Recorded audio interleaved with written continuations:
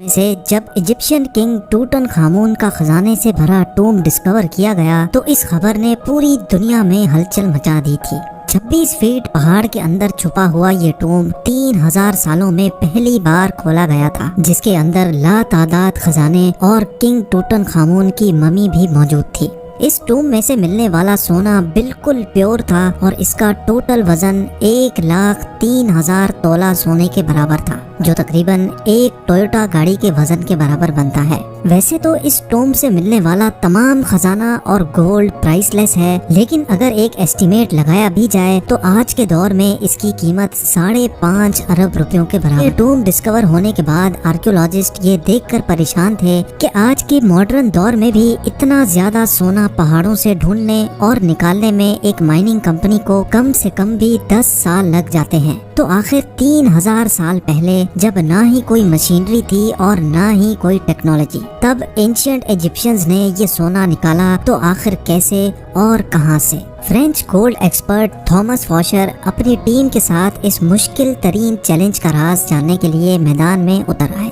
سب سے پہلے تھامس نے ملنے والے سونے کو کئی سالوں تک اچھی طرح اسٹڈی کیا اور اس کی کمپوزیشن مختلف جگہوں سے نکلنے والے گولڈ سے کمپیئر کی۔ کئی سالوں کے بعد آخر کار تھامس اور اس کی ٹیم کو یہ تو معلوم پڑ چکا تھا کہ ٹوٹن خامون کی ٹوم سے ملنے والا سونا بھی کنگز ویلی کے آس پاس کے پہاڑوں سے ہی نکالا گیا تھا۔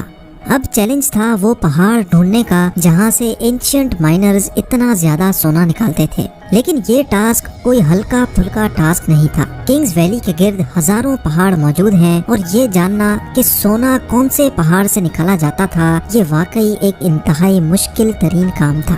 فرینچ گولڈ ایکسپرٹ تھامس فاشر اپنے ایک آرکیولوجسٹ دوست کے ساتھ مل کر کنگز ویلی سے 80 کلومیٹر دور ایک صحرا میں پہنچ گیا، کیونکہ اس ڈیزرٹ میں کئی ایسے پتھر موجود ہیں جن کے اندر سونے کے ذرات چھپے ہیں۔ اسی وجہ سے ان کا ماننا تھا کہ اگر ٹوٹن خامون کی ٹوم سے ملنے والا سونا بھی اسی ڈیزرٹ سے نکالا گیا تھا تو یہاں مائننگ آپریشن کے کوئی نہ کوئی نشانات ضرور ملیں گے۔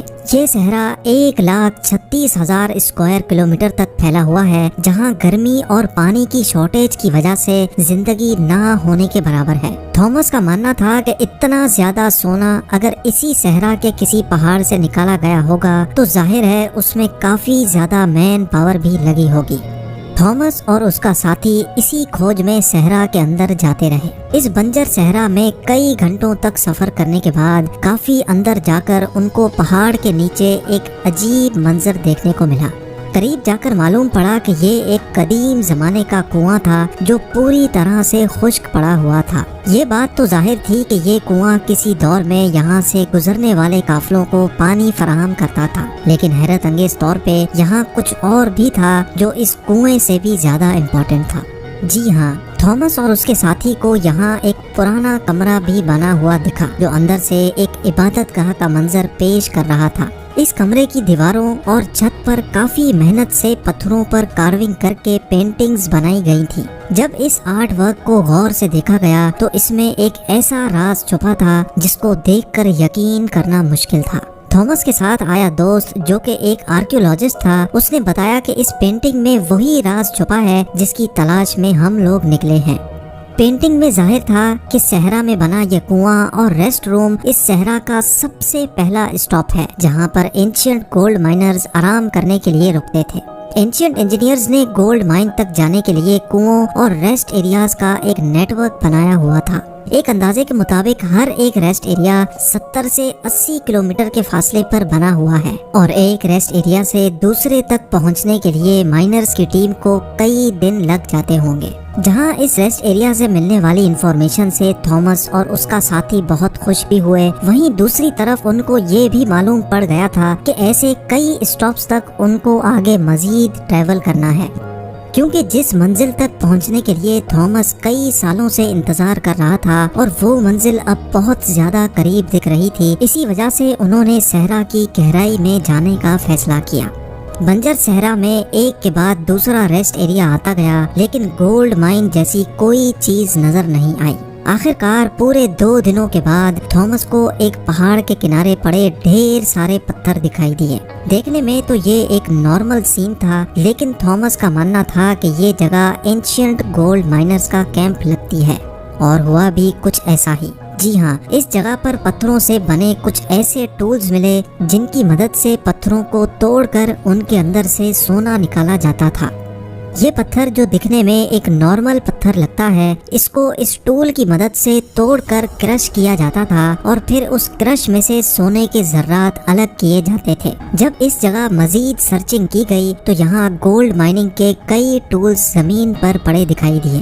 کیونکہ تھامس کو اینشینٹ گولڈ مائننگ ٹیکنیکس کے بارے میں کافی زیادہ جانکاری تھی، اسی وجہ سے اس کا ماننا تھا کہ اینشینٹ مائنرز ان پہاڑوں کو کھود کھود کر ان میں ٹنلز بناتے تھے۔ ان ٹنلز میں خاص قسم کے پتھر ڈھونڈ کر ان کو اس مائننگ کیمپ میں لایا جاتا تھا جہاں وہ اس وقت موجود ہیں۔ مائننگ کیمپ میں موجود مائنرز کی دوسری ٹیم ان پتھروں کو کرش کر کے ان میں سے سونا نکالتی تھی اور پھر وہ سونا کنگز ویلی میں بھیجا جاتا تھا۔ تھامس کو ایک اینشینٹ گولڈ مائننگ کیمپ تو مل چکا تھا، لیکن افسوس اس بات کا تھا کہ جن ٹنلز کی وہ بات کر رہا تھا، ایسا ایک بھی ٹنل اس کو دکھائی نہیں دیا۔ شاید ہزاروں سال پہلے کھودے گئے ٹنلز کمزور تھے اور ارتھ کوئکس کی وجہ سے کولیپس ہو چکے تھے۔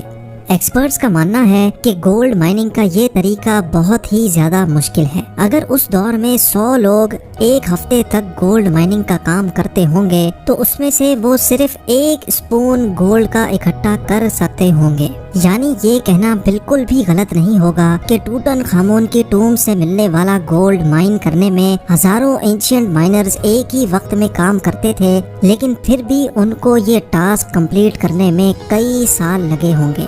مائن کیا گیا سونا چھوٹے چھوٹے ذرات کی فارم میں کنگز ویلی میں بھیجا جاتا تھا، جہاں پر ایک الگ ٹیم ان کو مختلف شیپس میں ڈھالتی تھی، جس میں ٹوٹن خامون کا death mask, coffin, statues, jewellery, chairs اور گولڈ چیریٹ بھی شامل تھا۔